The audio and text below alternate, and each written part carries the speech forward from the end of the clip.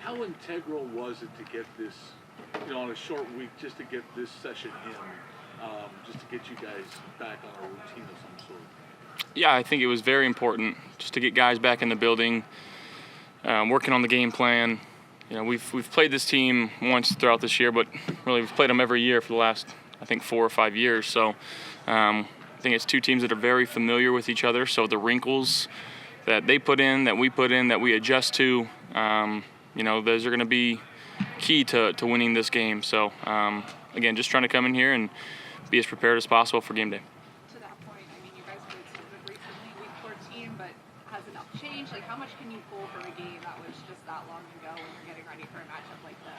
I think you can pull a little bit, but again, they're watching film too. They're making adjustments too, and they're a really, really good football team, extremely well coached, and they got players on their defense especially that can make some really good plays, and they can take games over. So, it's going to take 11 guys on the offensive side of the ball, on the defensive side of the ball, and on the special team side of the ball. So it's going to be a complete team game that we're going to have to play. Josh, I know this gets brought up every time you guys play them, but what is it like to kind of have this rivalry with Patrick and maybe just, your relationship with him?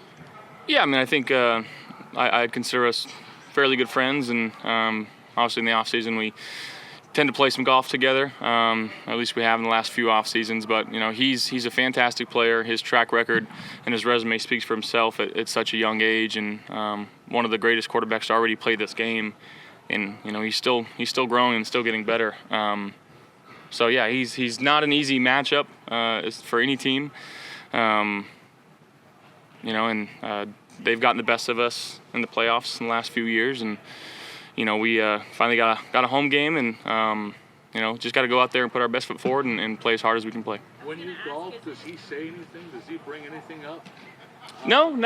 We tend to keep it non-football related, except we played that match, and we wouldn't need to bring it up. I'm sure people will bring it up, what I'm afraid of. So. No, I got a lot of respect for him and his game, and who he is off the field too. Is it exciting to get to play him here, play the Chiefs here this season? Is it kind of finally after so many times, or? I'm just excited that we have another game, and I think everybody feels the same way. We've got another opportunity to go out there and do more, and Coach Brady's been preaching throughout the year the reward for doing is the opportunity to do more, and that's what we have in front of us. When you go back and you look at this tape from 2 days ago, to come out of it without any turnovers, could you take anything away from that and say, okay, I did this, and that's why this happened? Yeah, I think just the preparation level, seeing things and seeing things clearly. I think the communication that we had up front throughout the game was fantastic with Mitch and the O-line. Receivers and pass catchers knew where they were supposed to be, and just trusted them and put the ball where they could make some plays. And we made some really good plays this last game, and there's a few plays that we barely missed and that we're going to need going forward. So we understand that. The tape's never as good, never as bad as you think it's going to be. So a lot to learn from this last game, but feeling good about how well we're playing as a unit right now in terms of communication, energy, and attention to detail. Since you've been in Twins for 6 weeks plus now, have you felt a need to run more?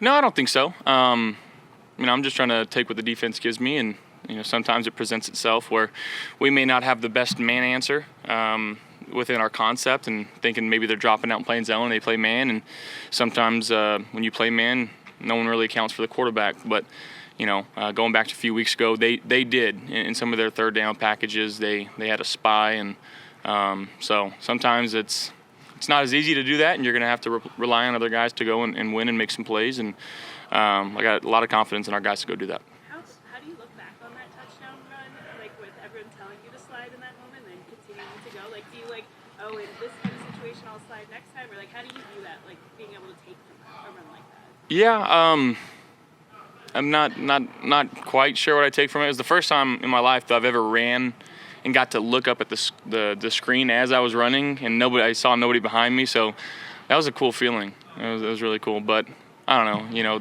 playoffs, third down, just trying to make a play for our team. That's what I've done, and that's what I'll continue to try to do. John, what's that moment like when you realize that you're looking up and it Well, I mean, again, it's a little bit of a surreal moment. You know, I'm not the fastest guy, you know, but felt good to kind of be in open field and get a chance to let loose a little bit. Josh, when it comes to their guys up front, I know Chris Jones obviously is the guy that jumps out, but they've got other guys there too. I mean, Karlaftis has been really successful this year. Just how big of a challenge is it? Not just Chris Jones, but Yeah, I mean, I think they were second in the league in sacks this year, which you need more than one guy to do that. You know, they've got a very ferocious group that they have a lot of motor in them. They don't give up on plays. They're constantly trying to chase down the quarterback. They feel like they get beat and the quarterback steps up and they're right there. So they do a good job with their rush patterns and their games within their D-line. So again, it's something that we got to work on, and we got to make sure that we're prepared to handle what they can throw at us. But you know, it's a really, really good group, and then you throw that in with the back end that they got. It's a pretty special defense. So we're gonna have our hands full. The diversity the offense has shown and developed over the course of the season, how much more do you think you're better equipped to handle anybody, given you have all these options now that you may not even had been aware of even at the Kansas City game, you know, 5-6 weeks ago? How better prepared do you think this offense is to handle whatever comes up right now? Well, I mean, again, I think we communicate well. We don't make, you know, dumb decisions pre-snap, post-snap. You know, penalties are going to happen throughout the game. That's the nature of the business that we play. But you know, no dumb decisions on my part. We feel like we always give ourselves a chance to win a football game, and that's what we're going to need to play. We're going to need to play a very sound, smart football game against this defense. And again, like you said, the pieces that we have to be equipped to play a team like this, you know, smart and tough guys that you know, will do anything to help this team win a football game. And that's what I feel like we have in this locker room on all three phases of our team. But ultimately it comes down to Sunday and executing the best. How hard has it been to go into the playoffs without game, and if you don't have them on Sunday, how big of a loss is that for your offense? Yeah, I'm not quite sure how he's doing or progressing or anything like that. You know, we're just trying to prepare as best as we can. In some ways, does this feel like a division rivalry just because you play these guys so often and it's on stage usually? I mean, I just think the maybe the familiarity that we have and they have with us. So I know we've traded a couple times in the regular season, but you know, we've yet to beat them in the postseason. So you know, this is a team that plays their best when they're asked to, and you know, we got to find a way to, like I said, put our best foot forward and try to go execute a game plan. Josh, on a similar note, the Chiefs that represent the AFC and have been the last few Super Bowls, is it almost an element of to be the man you have to beat the man that you want to get to where you guys eventually want to get to? You guys have to get to the Kansas City to get there? Absolutely. You know, they've been at the top of the mountain, and they know what it takes to get there. And you know, we've yet to do that. And again, as a competitor, as a player, to be in a situation like this is something that you dream about. You know, you really do. And I know guys on this team have been waiting for this moment for a long time. And you know, to think about how far we've come, you know, even from 7-8 weeks ago to where we are now, to have an opportunity to host a game against, you know, they've won 2 championships in the last couple years. You know, you can't help but be excited for that. Of all the ways that you guys have ended your season, can you draw anything upon the word seemed to be 13 seconds, and is there something you can draw upon from that moment and from what preceded it and just that game? I mean, I don't necessarily think you can pull anything from that other than, you know, it's going to take everybody to beat this team. When you and other guys talk about Drake, is he more juiced in the playoffs, or like, is there any difference with his personality now, or is it just kind of the same? I think it depends on how much caffeine he consumes.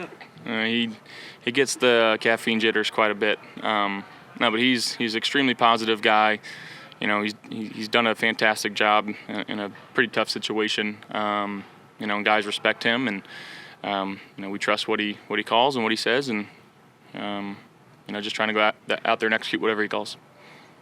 Sean mentioned sustainability earlier with your team, the Chiefs.